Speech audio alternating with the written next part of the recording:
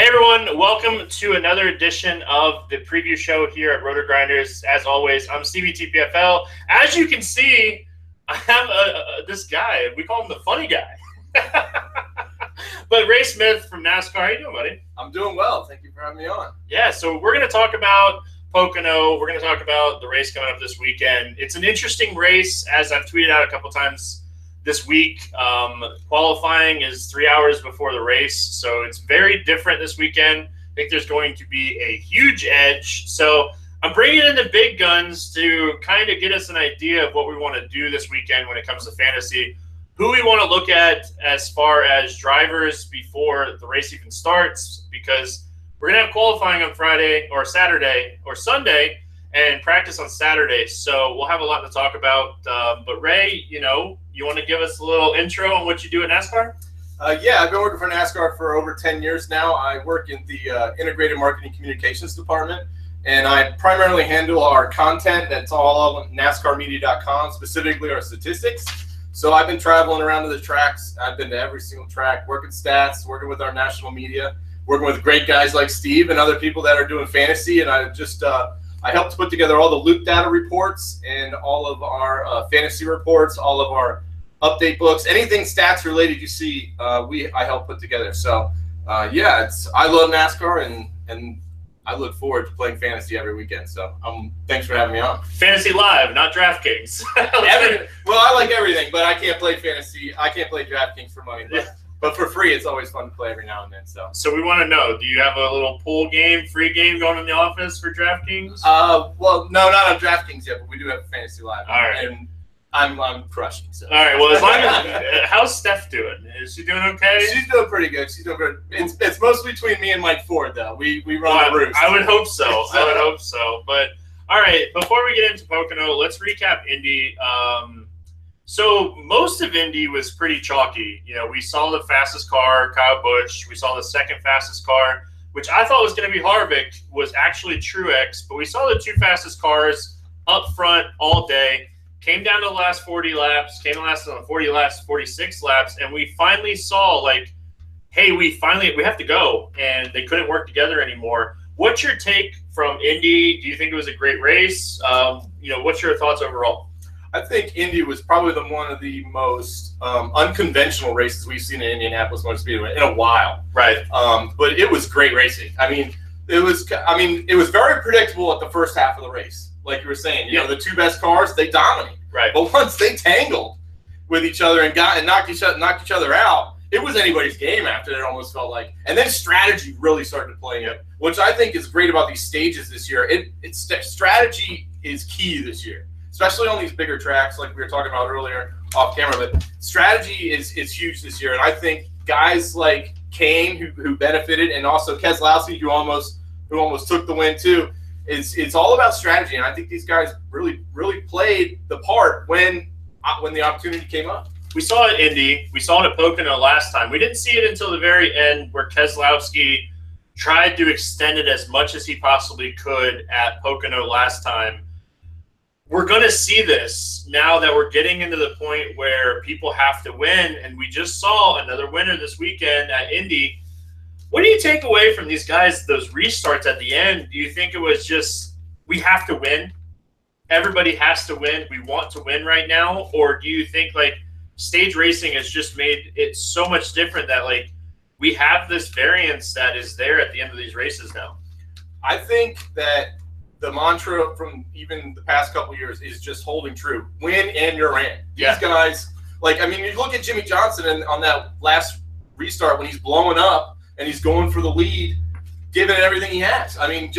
Wins matter so much these days with the playoff points, the bonuses. Look how much Truex has gone out in front with everybody with how many playoff points he has earned. It's great. I think that a lot of these drivers that have been put in this position that don't have wins yet are just have their backs against the wall, and they have to win these days. So yeah, well, we saw Casey Kane. We have a running joke in my NASCAR package. We call him Casey Kane, but he likes to cane us because I love him every week. It seems like, because he always is starting in that 20 to 25 range, which is prime real estate when it comes to a Hendrick car. And, like, he always Casey Canes us. So we had a joke running, and it's just like, I wrote him up last week, and it was just like, we have to play him again because of where he's starting. So I was happy to see him Casey Kane us for the good last week at Indy. But Indy, for me, we kind of talked about it earlier. We saw one of the best, Xfinity races that we've seen there ever. And we saw green flag passing in the Cup Series. And, that's more of what we're seeing this year. We're seeing these stage races. We're seeing strategy. So let's move on to Pocono. Pocono this weekend. He couldn't shift last time, but we're getting into these tracks where Dale Earnhardt Jr. is running out of time. And, we're going to look at the stats here, and we're going to see again, this is one of his better tracks. I hate starting on Dale Earnhardt Jr. I'm sure you get enough about Dale Earnhardt Jr. I'm sure, the first thing you hear every week is, hey, can you send me some stats on Dale Earnhardt Jr.? But Dale Earnhardt Jr., Pocono, do you think he can shift this time? Yes, I do, actually. and I do think that he's actually going to come back with the mind that he needs to redeem himself from last time they were there. If you look at his stats when he's been in the July race there, in 2015 he finished 4th. 2014 he won. In 2013 he was 5th. He wasn't in there last year because he was out due to concussion. Right. So, if you scratch this past race and you look at his average finish, he's one of the best there at this time of the year. So, for his pricing too, he's down in the $7,000 range. You gotta take him. Or at least gamble on him a little bit, show him some percentage on your lineups because, of the guys in that price range, he has the best upside, I think. We're getting down to the point where we're going to see strategy played. We go to Pocono. It's a 2.5-mile intermediate track. I was talking to Ty last night, and he said that you really can pit within 11 to 12 seconds of the leader and not lose a lap as long as you don't have a crappy pit stop. I don't think we'll see it in Stage 1. I think Stage 1 will be pretty straightforward. The fastest car that it probably qualifies on the pole is just going to go. But Stage 2, we get down to this Stage 2, and we saw it last time we were here. Eric Jones, he took 2 tires. He played strategy. He had a top 15 car according to stats, and he finished 4th. We're going to see that this weekend. Strategy plays out when we're looking at top to bottom, when we're looking at guys that have to get in. We have Logano, we have Eric Jones, we have Jamie McMurray, we have Cliff Boyer, we have Dale Earnhardt Jr. We have these guys. Out of these guys, Junior and Eric Jones are the first 2 because, first of all, like you mentioned, Junior wants to go to Homestead, right? Like, he wants to be in the chase. Nothing better for NASCAR, hey, I want Junior to win. But Eric Jones is that sleepy guy to me. He's that guy that we've already seen it once at Pocono. He played strategy. We saw some strategy from at Indy last week. He got in an accident. But Eric Jones is the guy that, he's just standing out to me this week as a strategy-type play. I don't care about his speed. I'm more thinking, if there's one guy that's going to play strategy, he's that guy for me. Yeah, I like Eric Jones, too, this weekend just because – People forget how great he has been coming up through his career. Everyone's touting how awesome William Byron is. But last year, Eric Jones ripped off 4 wins in his rookie season in the Xfinity Series. And I think that Eric Jones is going to be, if he's not the best, it's him and Chase Elliott are the 2 best drivers of the young guys that haven't won yet, I think. Well, yeah. Chase Elliott, it's just a matter of time. It really is. And then this weekend could be it for him, too. I think both of them have one of the better chances to actually rip a win off this weekend. Eric Jones, plus, you're looking at him, he's solid. He's one of the better drivers out there. Plus, he's 3rd in driver rating coming into this weekend. So, he finished 3rd, too, like you're saying, in the top 5. Earlier this season. He didn't have a top 5 car in that race. And he didn't. Yeah. And just like Truex, they've been great at playing strategy, at working what pit stops come and when they come and how to get out in front. I think they have a better chance than anybody of the young guys, to be honest. So we look at Pocono. Pocono just happened June, right at the end of June. So we look back at that race. We kind of have an idea of what we're going to see this weekend. We know what the aero package is going to do there this weekend. I think the biggest thing that we can take away from that June Pocono race was Kyle Busch had the best car. He dominated the race and didn't win. And that comes into the strategy that we were talking about. Brad Keselowski played strategy in that race. He stayed out and tried to make something out of nothing in that race. And he ended up finishing 5th, but he had a chance to win. He stayed out 11 laps longer than everybody else trying to stretch it. And the caution came out like as soon as he pitted. So we look at it, and strategy is going to play a key. Blaney picked up the win in that race. Obviously, we need to talk about that. A lot of brake issues for Hendricks in that race. Jimmy Johnson had one. Casey Kane had. They both lost brakes in the right front and hit the wall. Expect that to be fixed. It's Hendrick Motorsports, right? So I think that's what we can take away from the June. So let's look at historically here. Let's look at we'll start with the last 3 races here. So we look at the last 3 races. The guy that's popping on the sheets is Kevin Harvick. Hey, Kevin Harvick just finally got his first win a couple weeks ago.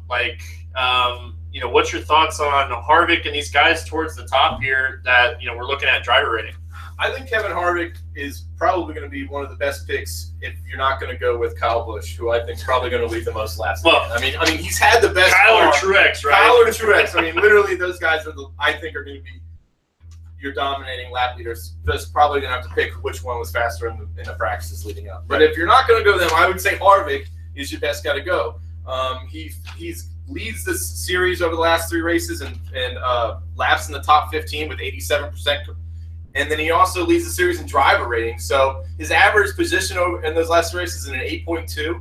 So I think he has been firing on all cylinders, especially over the last couple of races. He's been up in the top 5 and running up front. You see him up front almost every week. And he's not running the massive lap sled like Kyle Busch has been. Right. But he's getting the solid finishes Kyle Busch isn't. Exactly. Well, Kyle just keeps losing races. Yeah, and like you said, he keeps finding ways to lose races. And he keeps saying that. He does keep saying that. That's his go-to line now when he gets out of the care center. Yep. But what's interesting about the whole thing is that he still puts up so many points in lap sled. You almost have to play him anyway because it's dominator points. Right. It almost compensates for his loss in place differential by how much lap sled he has. He had fastest laps run generally when he's dominating like he did in Indianapolis. Speaking of fastest laps, we look at the historical stats when it comes to this track, and you send out this awesome graph every week that I get to share with the guys here at RotoGrinders every week, and we see laps led. We talked about it, 100 laps led for Kyle Busch in the 2017 race, but we look back at July, and it's been 1-2 type dominators. 2015 July, we saw Joey Logano lead a lot of that race, but we've seen 1-2 type dominators. I was pulling up the stats earlier today. We don't typically see anybody ever get over 30% of the fastest laps. So when we're looking at dominators and we're looking at track history this weekend, it's going to be tough. We're going to have qualifying and then we're going to have a race. We're going to have 2 hours to dissect that information this week, and it's going to be a cool experience for the fans. Driving me crazy as a fantasy guy, but it's going to be a really cool experience for the fans. So there's going to be an edge this week. So we're really looking at these fast cars that qualify up front, and then we're looking at guys towards the back. But we look at the data here for lap sled, and we're looking at 1 or 2 dominators. One race in 2016 that we saw 3, but I think we're really going to focus on 1 or 2 dominators. Is that what you're looking at here? I think so as well. I think, it's interesting if you look at the past 3 July races, Joey Logano has led 30 or more laps, which is interesting because, he hasn't been all that quick in the past couple weeks. So it'll be his back's against the wall, and it'll be interesting to see if he can pull out the speed that he has had in the past and when they show up in July and pull it out again. But I totally agree with you. If you look in comparison to the June race generally is dominated by one person. Yeah. And whereas you're saying, and the July race is broken up amongst three different guys or 2 different guys generally. And but I think I think practice is gonna be a great tell-all of who it is, like you're talking about. I think that's really gonna translate. The guys that are putting up big average speeds that are running for the 10-lap average or the 5-lap average or any of those, if you can see the 15 too. It depends how many laps they run consecutively. But if they do put those up, those will be great tells tell-alls of what's going to happen for these guys this weekend, because I don't know. I think Kyle Busch is probably going to lead the most laps just because he's had the fastest car everywhere we go recently. He's eventually going to win a race. He's eventually going to win a race. But I wouldn't be surprised if Team Penske shows up with fast cars, because like you're saying, they have started to bounce back. If it's not only strategy, they're putting themselves up in pits by pit strategy up towards the front and making things happen when the opportunity presents itself. So we talked really quick because I want to talk about some DraftKings pricing that I had noticed already. I wanted to talk about one thing really quick. So we pull up the stats from the race that just happened, and Kyle dominated that race, fastest car by far. Only 25% of the fastest laps, 34 fastest laps. It's only going to get you 17 points. Now, at the end of the day, 17 points is not a bad thing. But we see after that, Truex had 14%, Eric Jones had 10, Chase Elliott had 10. So we're going to see some of these cars, middle back of the top 10, get some fastest laps, and we see that translate. One thing that I noticed with practice a few months ago, or a couple weeks ago at this point at Pocono, average one-lap speeds will show you a lot too. We're not getting a lot of fall off at Pocono. Let's talk DraftKings pricing. Let's pull up DraftKings really quick. We'll start right at the top. We've talked about Kyle Busch and Martin Truex and Larson and Harvick. You know, if you had to pick one of these guys, you know, at the very top before we get any data going into the weekend, do you think it's Kyle Busch? I think it is. I do. I really do. I think he's going to – I mean, he led 100 laps earlier this season. If it's not Kyle, it's Martin Truex Jr. I mean, both of them have been – when they show up, their cars just look smoother than everyone else's, ride better, handle better, and just put up the best times. And the best part about both of them is that they have such great chemistry with their crew chiefs. When they come in and the car's off, they fix it, and they go back out, and their pit crews are so quick that they're making spots up on pit road. Right.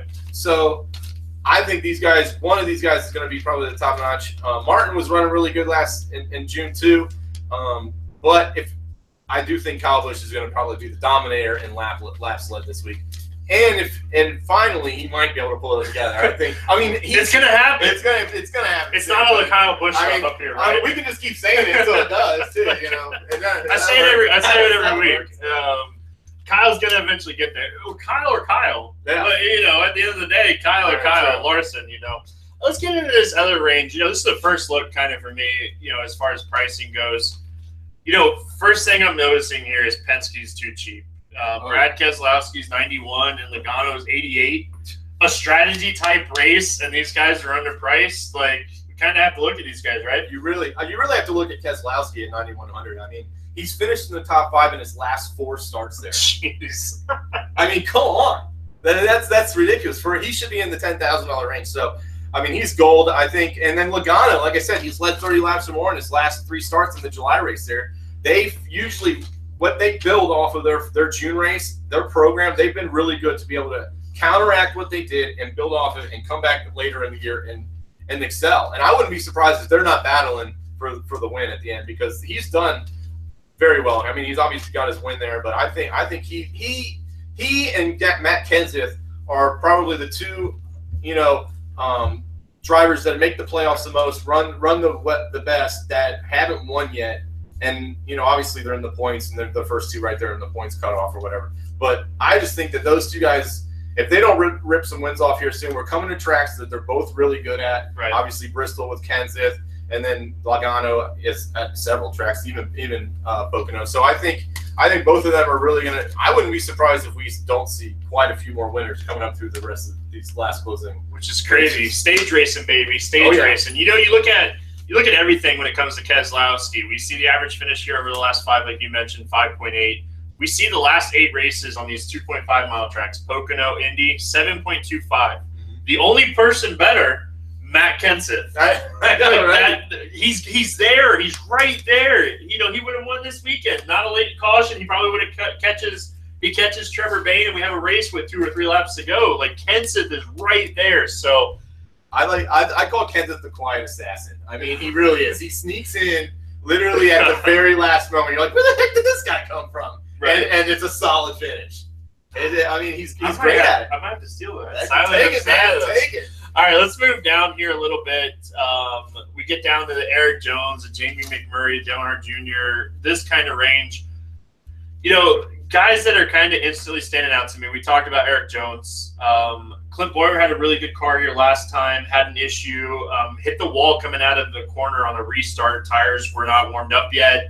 Got loose, hit the wall, sent him back for the rest of the day. We look in this range, though.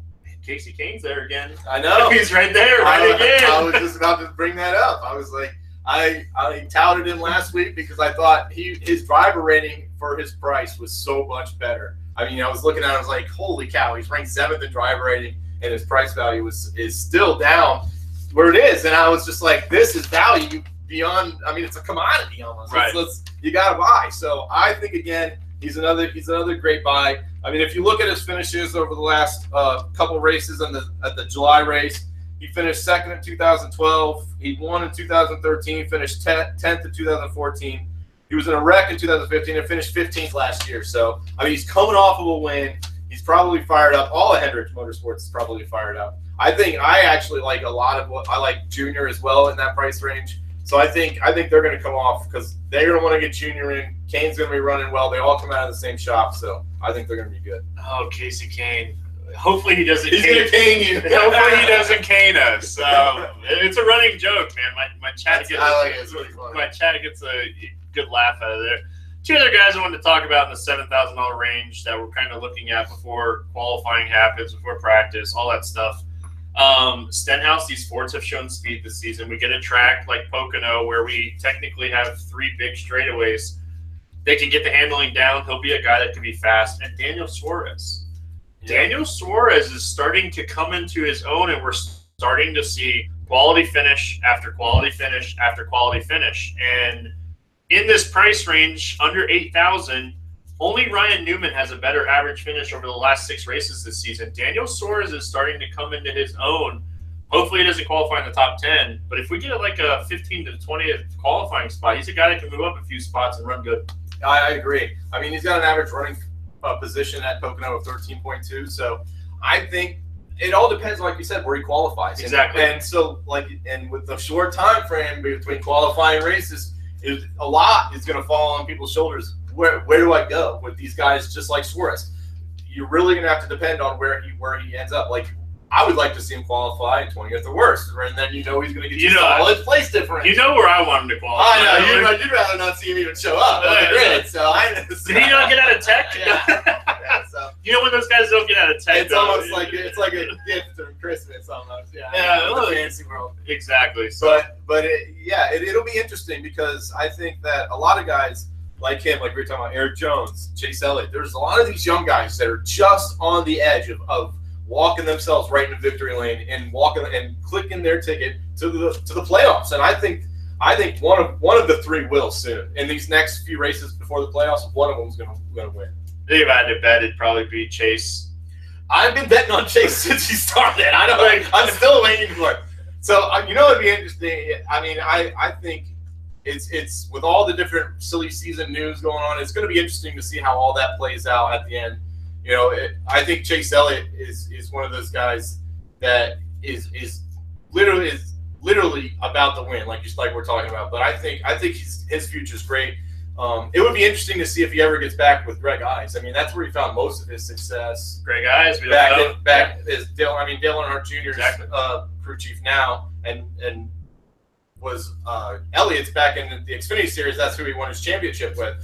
But I love Alan Gustin. He's an Ormond Beach guy from Daytona and Florida. Yeah. So I mean, I have no problem with those guys. I love the local guys. So I have no problem with him staying with Elliott because I think that it's been a great combo and they've been so close. And like you said, like their average finish, I mean, over the last 5 races is 15th here. I mean, but he's got great average running position of 9.7. So I think he'll move up quick if he doesn't qualify well.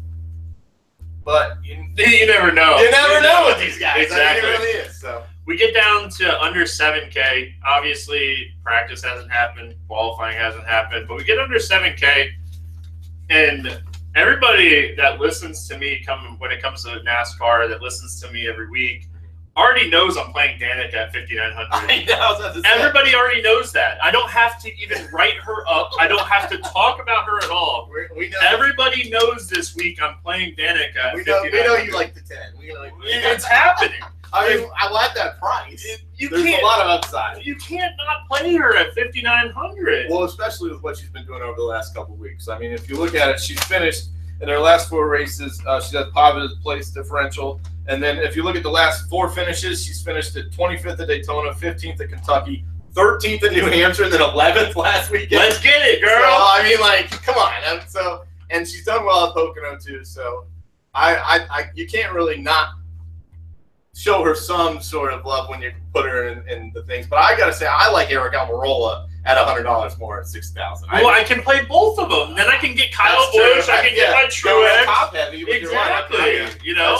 That's true. And then, a lot of eyes are going to be on Chris Buescher this weekend because don't even get me started. I mean, the fog. He calls the weatherman, and the fog just rolls in, and he wins. So it's a great deal. So he's gonna right when he plays that pitch strategy where he's leading the race, he's just gonna be like, he's gonna dial up. Yes, he'll dial it up. I need fog. All right, no problem. That's what's gonna happen, right?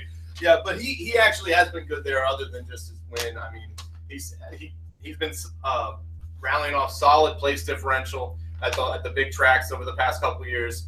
And the win, obviously, last year was great. So, I mean, that guy, it's 6,200. I mean, just don't qualify too high. Yeah, right? Start at 30th, Buescher, Do me a solid, my friend. Another guy, we look at this price range, and, AJ Allmendinger, 6,100. Him and Buescher are teammates. They're starting to get a little bit more speed. AJ, with the new crew chief, he's been a lot better than to start the season. And then Austin Dillon, he's under 7K. We don't ever hardly see him get under that 7K mark. And, we look at average running position, 16.4 here. Mm-hmm. That's solid. 16.4 for a guy that probably is going to qualify in the 20s. Oh, it's great. And if you look at his average finish in his last 3 July races at Pocono, it's a 13.7, which is far better than any of those drivers in that price range. Far better. And he finished 13th in the race earlier this season. So at Pocono. So if you're going to delve into those guys, a lot of people might like Menard because he's won at Indy and he's running pretty good. I don't like him. I'm wearing a Wood Brothers shirt. I'm wearing the Rooster. Congratulations on him getting a ride with the Wood Brothers. I bet you Menard sponsors his car next year. Wow. Way to go out on that one. Not to get into it too much, but congratulations, Paul Menard. Yes. I would much rather play Austin Dillon. I'd play Danik over Menard. Wow. Okay, that's big talk. All right, but I would definitely do Austin Dillon. He's just been solid at Pocono. And then you got to, like you were talking about, what about Trevor Bayne? All these guys. So, it all is going to depend on where these guys qualify. But Bayne and Stenhouse have been fantastic this season. It's almost like night and day for them. It really has. Last year I would not touch a Roush Fenway racing car in fantasy because they would qualify pretty decent and then just fade over the course of the race. Whereas this year I feel like it's the opposite. They're just doing pretty decent and qualifying, but then moving towards the front or winning, like Stenhouse did with his 2 victories. Bayne was right there in the end. I know, and then Bayne last weekend. I was literally rallying off stats to my team at the track about how the last time he's won and everything. I was getting excited for him, but then the cautions obviously came out, and then it was the melee. But it was great racing, I thought. So, but that plays to the point we were talking about earlier: the strategy, the stages. Racing this season has just been amazing, and you can't get better than this. Racing's fun this year, man. We get these stages, and it's been a really good season. And, I've talked about it multiple times. When you go from a 3-team to a 2-team, money's and time, and you're going to have a little bit extra more help. And we're seeing that with Roush this year, and we could potentially see that with Richard Childress next year, depending on what they, do with the third car. Now, we get into these guys. Everybody knows how I feel about these guys. And I need an unbiased opinion. If there's any of these guys under McDowell and Castle that you could potentially just say something nice about, because I don't ever say anything nice about them. And I know.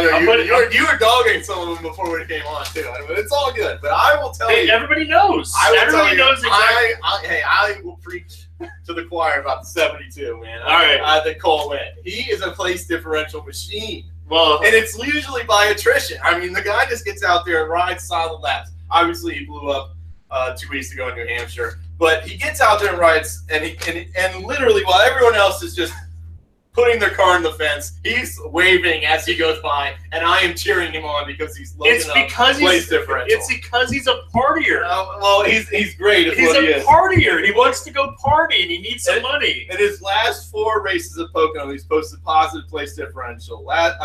He had in his last July race +5 place differential, and then in 2015 +6. Over the last 4 races, it's +20 place differential. And so he hasn't even gone backwards once in his last 4 starts at Pocono. If you're looking for solid commodity spending right here, you're looking at Cole Winn.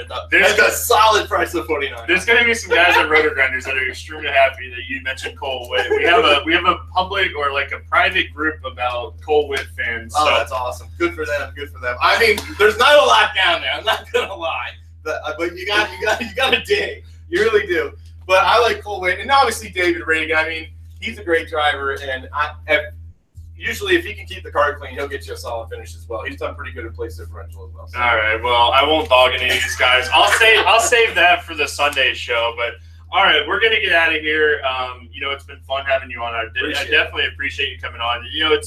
It's nice to get a different opinion. These guys get to hear me every week. They have to see my ugly face every week, so it's nice to get a different opinion on here, talking stats. I know you love talking NASCAR. It's one of your favorite things. Obviously, when you work there, you kind of have to love your job, but you actually love your job. I do. I appreciate you coming on. It's a lot of fun. So this week, I mentioned on Twitter, and I just wanted to talk about it really quick, for the subscribers here in the NASCAR package. Qualifying is at 11:30 Eastern on Sunday. And the race is at 3 p.m. So what we're doing this week is the By the Numbers article is going to be out Saturday night. I'm going to be highlighting the practice plays that I feel like we're going to be targeting depending on where they start. We're going to do rankings and projections between 1 and 2 o'clock on Sunday. And then the live show this week will start as soon as the second round of qualifying starts. So I'm going to be doing the live show. I'm going to be watching qualifying. I'm going to be talking about the guys that are already qualified from 25th to 37th, I think, 36th. So we're going to be doing a bunch here. So make sure you guys check out the package. But Ray, man, it's been a pleasure, my friend. Anytime. Thank you for having me. All right, well, we're going to get out of here, guys. As always, I appreciate you guys here at RotoGrinders, and we'll see you guys again next time.